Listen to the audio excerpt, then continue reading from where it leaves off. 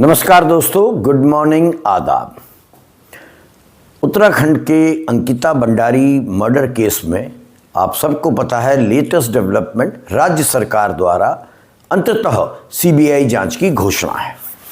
Central bureau of investigation जो केंद्र सरकार की जांच एजेंसी है, अब इस मामले पर दोबारा से पूरी तहकीकात करेगी और ये पता लगाने की कोशिश करेगी कि अंकिता के हत्यारे सही सजा पाए या नहीं और इन हत्याओं के पीछे, हालांकि अभी राज्य सरकार ने नोटिफिकेशन जारी नहीं किया है, अभी सीबीआई ने एक्सेप्ट नहीं किया है केस को, लेकिन ऐसी उम्मीद की जानी चाहिए कि सीबीआई यह भी पता लगाने की कोशिश करेगी कि इसके पीछे कोई वीआईपी था या नहीं। तो आज चर्चा करते हैं अंकिता भंडारी मर्डर केस की, जिसके बारे में नाना प्रकार की भ्रांतियां आप सोशल मीडिया में देख सकते हैं।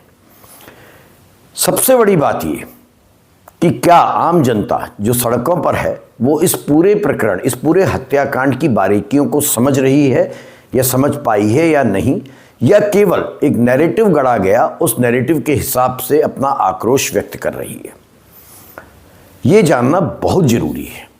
क्योंकि भारतीय जनता पार्टी के एक राष्ट्रीय स्तर के नेता दुष्यंत गौतम को पिछले दिनों लगातार वीआईपी कहकर चिन्हित किया गया और वो वीआईपी उनको कहा गया उर्मिला सनावर नाम की एक महिला के चलते, जिन्होंने अपने और अपने पति के कथित वीडियो को जारी करा, माफ़ कीजिएगा ऑडियो को जारी करा, और उन ऑडियो के बेस में ये धारणा पुख्ता कर दी गई, सोशल मीडिया में बवाल हो गया, जनता सड़कों पर आ गई कि दुष्यंत गौतम ही वो कथित वीआईपी हैं।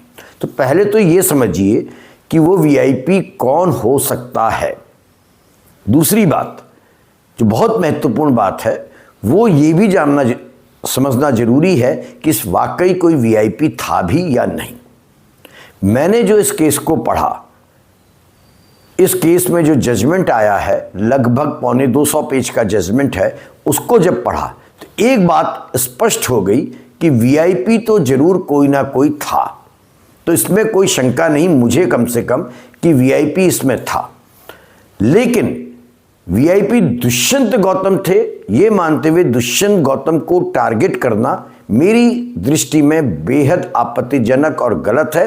और दुष्यंत गौतम ने जिस प्रकार कुछ मीडिया हाउसेस को लीगल नोटिस जारी किए हैं, कुछ लोगों को लीगल नोटिस जारी किए हैं, वो सही उन्होंने किया है। केवल आरोप के दम पर आप किसी का चरित्र हरण नहीं कर सकते। चलिए चर्चा करते हैं अंकिता भंडारी मर्डर केस की बारीकियों की। कुछ समय पहले ही उत्तराखंड सरकार के सूचना विभाग ने इस प्रकरण को लेकर एक प्रेस नोट जारी किया था। तब तक सीबीआई की घोषणा नहीं हुई थी, लेकिन जनता सड़कों पर आ चुकी थी। राज्य सरकार ने अपने आधिकारिक बयान पर यह साफ तौर पर कहा कि इस मामले में कोई वीआईपी शामिल नहीं है और सोशल मीडिया में जो कुछ बातें आ रही हैं वे भ्रामक हैं, आधे अधूरे तथ्य हैं और निराधार आरोप हैं। सरकार ने अपने आप उसको पढ़िएगा, उस प्रेस रिलीज में ये भी कहा है कि रिजॉर्ट में आने जाने वाले लोगों की जांच की गई, कर्मचारियों से स्पेशल इन्वेस्टिगेटिंग टीम ने पूछताछ की, बयान न्यायालय में पेश किए। वीआईपी एंगल संबंधी अफवाहें जांच में पुष्ट नहीं हुई और तीनों आरोपियों को दोषी ठहराकर सजा सुना दी गई है। ये बात सही है कि तीनों आरोपी जो हत्या के आरोपी हैं, उनको कठोर आजीवन कारावास की सजा न्यायालय ने सुनाई है। अपर सत्र न्यायाधीश कोटद्वार पौड़ी गढ़वाल ने ये सजा सुनाई कठोर कारावास की। लेकिन राज्य सरकार का ये कहना प्रेस रिलीज में कि कोई वीआईपी नहीं था, गलत है। अगर आप कोर्ट के जो जजमेंट है और विस्तृत जजमेंट है उसको पढ़ेंगे तो स्पष्ट नजर आता है कि बार बार कोर्ट में यह बात उठी कि वीआईपी गेस्ट और एक्स्ट्रा सर्विस जैसे काम वहां होते थे इस वंतारा रिजॉर्ट में। बहुत संभवतः जनदबाव को कम करने की नीयत से राज्य सरकार ने प्रेस नोट जारी किया हो। कारण जो भी रहा हो, आखिरकार जनदबाव जीता और राज्य सरकार को सीबीआई जांच के आदेश देने पड़े। दरअसल दोस्तों, ये केस सिर्फ इतना नहीं है कि किसी एक बालिका की, एक लड़की की, अंकिता भंडारी की हत्या हो गई और 3 आरोपियों को सजा मिल गई। ये उससे बड़ा मुद्दा है। ये मुद्दा है देवभूमि कहलाए जाने वाले राज्य में पनपती रिजॉर्ट संस्कृति का।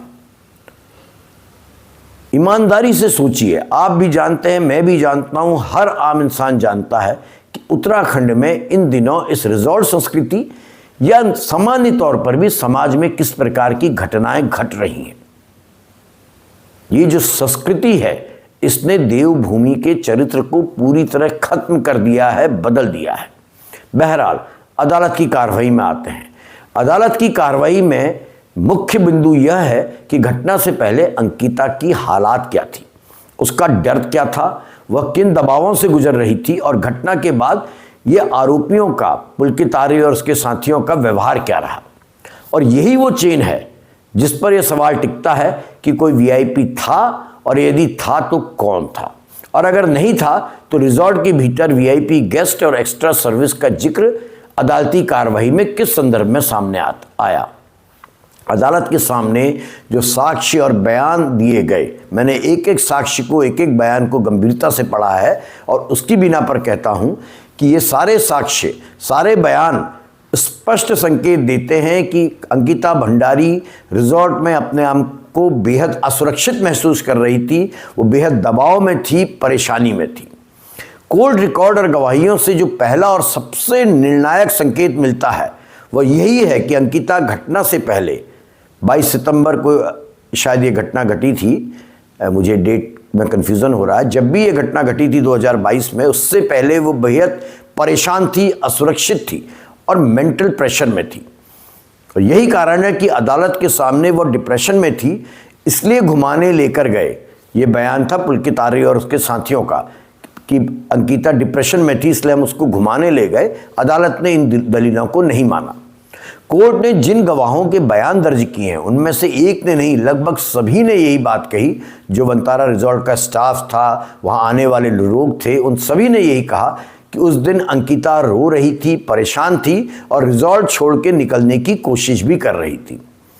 अदालत में बयान देने वाले रिजॉर्ट के स्टाफ के अनुसार शाम के समय अंकिता रिजॉर्ट के परिसर में अपनी बालकनी में, जिस कमरे में वो रहती थी, फ़ोन पर रोते हुए दिखाई दी थी और कह रही थी किसी से कि उसे यहाँ से ले जाया जाए। इसी दौरान अदालती कार्रवाई में ये बात भी पुष्टि हुई है कि पुलकित आर्य, जो रिजॉर्ट का मालिक है, उसने अंकिता के हाथ से मोबाइल फ़ोन छीना और उसे खींच के कमरे के भीतर ले गया। ये जो तथ्य है, फ़ोन को छीनना और कमरे के अंदर धक्का देना, यह अदालत की नज़रों में एक महत्वपूर्ण इंडिकेशन रहा। अदालत ने यह माना कि अंकिता पर नियंत्रण करने और दबाव बनाने की कोशिश की जा रही थी और उसको बाहरी संपर्क से रोकने की, अपने रिलेटिव से, अपने भाई से, अपने मित्रों से रोकने की कोशिश पुलकित आर्य ने की थी। अदालती कार्रवाई में यह भी सामने आया स्पष्ट तौर पर कि अंकिता ने अपने परिचितों से बैग सड़क तक पहुंचाने की मांग की थी, क्योंकि वो रिजॉर्ट छोड़ के वहां से निकलना चाहती थी। और यहीं पर से जब आप अदालती कार्रवाई को पढ़ें, ऑनलाइन भी उपलब्ध है, केस वहां पहुंच जाता है, उस मोड़ पर पहुंच जाता है जो दोष सिद्धि का कारण बना, और वो है लास्ट सीन थ्योरी। ये एक बड़ी इंपॉर्टेंट थ्योरी होती है कि अंतिम बार किसने मृतक को देखा। इस थ्योरी के अनुसार शाम के बाद अंकिता को केवल सौरभ भास्कर, पुलकित आर्य और अंकित गुप्ता के साथ देखा गया। सौरभ भास्कर के साथ वो मोटरसाइकिल पर बाहर निकली और पीछे से दूसरी मोटरसाइकिल में पुलकित आर्य और अंकित गुप्ता गए।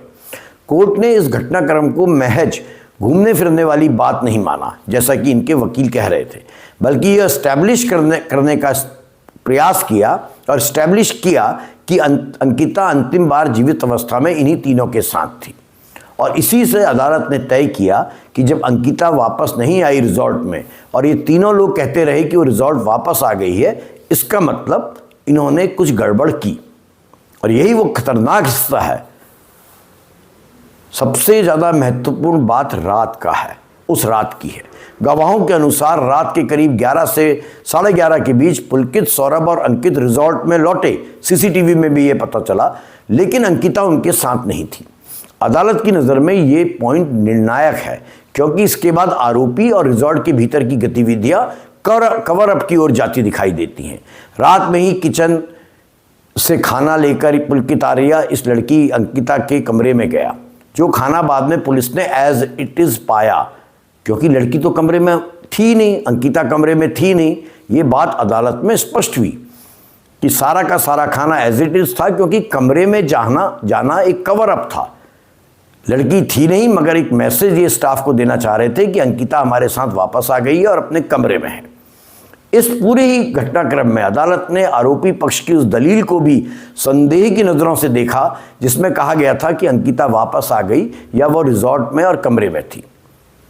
बार बार इन लोगों ने स्टैब्लिश करने का प्रयास किया, लेकिन गवाहों ने इस बात को स्वीकारा नहीं। अदालत ने इसे माना झूठा स्पष्टीकरण, फॉल्स एक्सप्लेनेशन, और इससे तय हुआ कि ये लोग झूठ बोल रहे थे। अदालत की रिकॉर्डिंग के जजमेंट में यह भी सामने आया है कि कुछ गवाहों पर दबाव बनाकर बयान बदलवाने की कोशिश भी पुलकित आर्य ने की।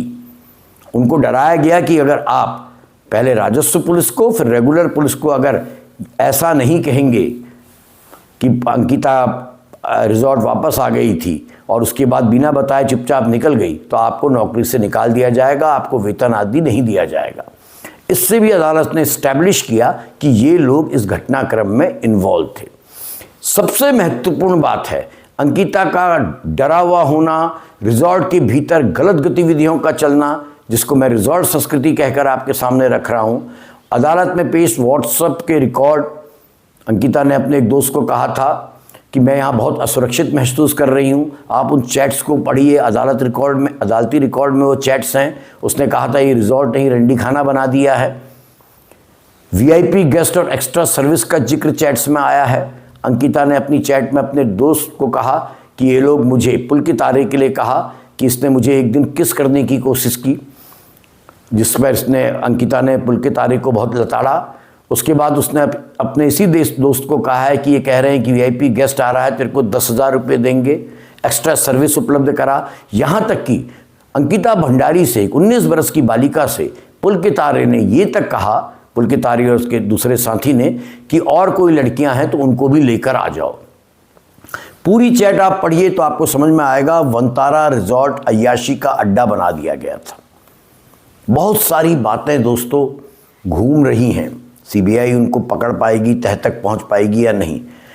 उत्तराखंड के एक मजबूत व्यक्ति का, जो राजनीति से संपर्क रखता है, उसका नाम आ रहा है कि ये व्यक्ति भले ही आज अंकिता भंडारी मर्डर केस की सीबीआई जांच कराने के लिए लगातार पोस्ट डाल रहा है, बयान दे रहा है, लेकिन ये व्यक्ति भी रेगुलर वंतारा रिजॉर्ट में जाता था और पुलकित आर्य के साथ बहुत घनिष्ठता से जुड़ा हुआ था। ऐसी बहुत सी बातें हैं, कहीं नहीं जा सकती हैं, नाम नहीं लिया जा सकता है क्योंकि प्रमाण नहीं है, लेकिन दागी छवि का व्यक्तित्व है। बताया जा रहा है ये भी वीआईपीज़ को लेकर जाता था, वहाँ उनका वीडियो भी बनाया जाता था। बहरहाल सबसे महत्वपूर्ण बात, जब अंकिता ने अपनी चैट्स में अपने दोस्त को ये लिखा कि एक्स्ट्रा सर्विस देने की बात कर रहे हैं, कोई वीआईपी आ रहा है इसकी बात कर रहे हैं, स्वयं उस अंकिता के दोस्त ने ये बात पुलिस को बताई कि एक बार वो वंतारा रिजॉर्ट में था तो उसने वीआईपी टाइप के लोग देखे। तब राज्य सरकार ने ये डिनाई क्यों किया, वो भी सीबीआई जांच से ठीक कुछ दिन पहले। ये संभव है वो वीआईपी कोई स्थानीय नेता हो सकता था, कोई अधिकारी हो सकता है, कोई ग्राम प्रधान हो सकता है, विधायक हो सकता है, या कोई बहुत बड़ा मंत्री हो सकता है। ये सब संभावनाएं हैं, लेकिन कहीं पर भी अदालती रिकॉर्ड में ये बात नहीं आई है कि वो दुष्यंत गौतम नाम के व्यक्ति थे। बहरहाल एक और इंपॉर्टेंट पॉइंट मैं आपको बताना चाहता हूं, वो है पोस्टमार्टम रिपोर्ट। ये बहुत नैरेटिव फैलाया जा रहा है कि आपने रिजॉर्ट तोड़ दिया, बुलडोजर से रिजॉर्ट तोड़ दिया, सबूत मिटा दिए फॉरेंसिक के। ये बातें गलत हैं। फॉरेंसिक टीम पहले ही घटनास्थल में जाके पूरे कमरे की जांच कर चुकी थी और पूरे कमरे में उसे कहीं भी एक सिंगल फिंगरप्रिंट नहीं पाया गया, एक सिंगल नहीं, पूरे कमरे की इन लोगों ने सफाई कर दी थी। दूसरी चीज, ना तो अंकिता का मोबाइल मिला, ना ही पुलकित आर्य का, इसने अपना मोबाइल भी गायब कर दिया था। इसलिए ये कहना कि रिजॉर्ट में बुलडोजर चलाया गया और इस कारण प्रूफ नष्ट हो गए, ये मुझे गलत लगता है। जैसा मैंने अदालती कार्रवाई में पढ़ा, फॉरेंसिक की रिपोर्ट आप पढ़िए, उसमें फॉरेंसिक ने स्पष्ट कहा है कि कोई वहां पर क्राइम सीन में पूरी सफाई कर दी गई थी, एक भी फिंगरप्रिंट नहीं था। चलिए आगे बढ़ते हैं। इतनी कमाल की और मेहनत से बनाई हुई साइंटिफिक पोस्टमार्टम रिपोर्ट है जिसमें डॉक्टरों ने अदालत को बयान देकर ये क्रिस्टल क्लियर कर दिया कि मौत का कारण डूबना जरूर था, लेकिन जो शरीर पर चोटें पाई गईं उनके पैटर्न को केवल गलती से फिसलना कहकर नहीं समझाया जा सकता है।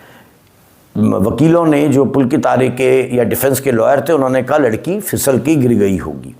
पोस्टमार्टम रिपोर्ट में स्पष्ट है कि यदि फिसल कर गिरी होती, एक्सीडेंटल स्लिप होता या कूदी होती तो चोटें इस प्रकार की नहीं होती। उन्होंने साफ बताया है कि शरीर को जोर से धक्का दिया गया था और इस कारण स्लोप से टकराकर थोड़ी बहुत चोटें आई हैं, लेकिन लड़की को धक्का दिया गया, ये साइंटिफिकली प्रूफ किया गया। तो धक्का कौन दे सकता है? खुद को तो धक्का दे नहीं सकती थी। इन लोगों ने, पुलकित आर्य और उसके दोनों साथियों ने, उसको वहाँ लड़ाई हुई होगी इसी वीआईपी सर्विस को लेकर, उसके बाद धक्का देकर मार दिया था।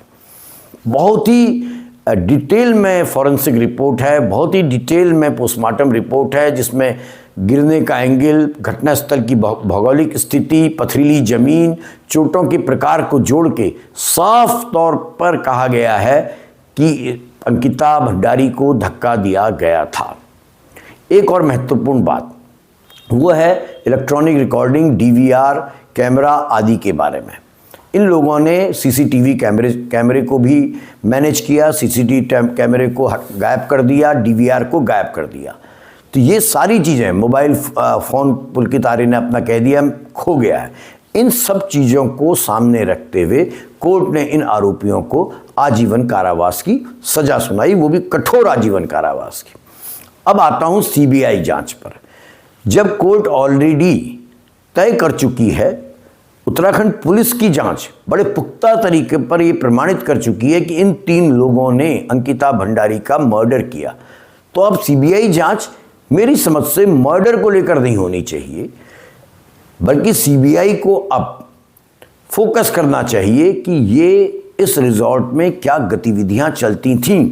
और central bureau of investigation highly qualified agency है, वो चाहे तो पुलकित आर्य के और अन्य लोगों के फ़ोन डिटेल्स निकाल के कैसे कौन लोग इनके टच में थे वो सारा डाटा ले सकती है, व्हाट्सएप चैट ले सकती है, call recording, CCTV, DVR, forensic audit, mobile tower dump record ला सकती है। मोबाइल टावर डंप रिकॉर्ड वो रिकॉर्ड होता है जो किसी पर्टिकुलर डे में किन किन लोगों के फ़ोन एक पर्टिकुलर मोबाइल टावर के इलाके में सक्रिय थे, वो पता चल जाता है। सीबीआई उसकी जांच कर सकती है ताकि वीआईपी का पहलू सामने आ सके। जनता की निगाहें अब इस पर हैं, सबकी निगाहें, बच्ची के माँ बाप की निगाहें भी इस पर हैं कि क्या सीबीआई की जांच में यह स्पष्ट हो सकेगा कि वीआईपी कौन था, एक्स्ट्रा सर्विस का दबाव किनके लिए बनाया जा रहा था, और रिजॉर्ट के भीतर चल रहे कथित गलत सिस्टम का मकड़जाल कहाँ कहाँ तक फैला था। याद रखिएगा, यह केस अब केवल एक अदालत, एक बालिका का मर्डर केस ही नहीं रह गया है, बल्कि उत्तराखंड में वीआईपी संस्कृति बनाम न्याय का प्रतीक बन गया है। इसमें अंकिता का डर, उसकी असुरक्षा, रिजॉर्ट से निकलने की छटपटाहट और फिर गायब हो जाना और 3-4-5 दिन बाद उसकी लाश का मिलना, आरोपियों का आचरण, गवाहों को प्रभावित करने की कोशिशें, पोस्टमार्टम की रिपोर्ट, ये सब एक साथ खड़े हैं और अब सीबीआई की राह तक रहे हैं। ये उम्मीद जग रही है कि ये केस इस वीआईपी को ढूंढ पाने में सफल होगा। और याद रखिएगा, सीबीआई की जांच में क्या रिपोर्ट आती है कह नहीं सकते। यदि वीआईपी एंगल, और ये वीआईपी एक नहीं कई हो सकते हैं, इस एंगल तक सीबीआई पहुंच पाई तभी अंकिता को वास्तविक न्याय मिलेगा। धन्यवाद।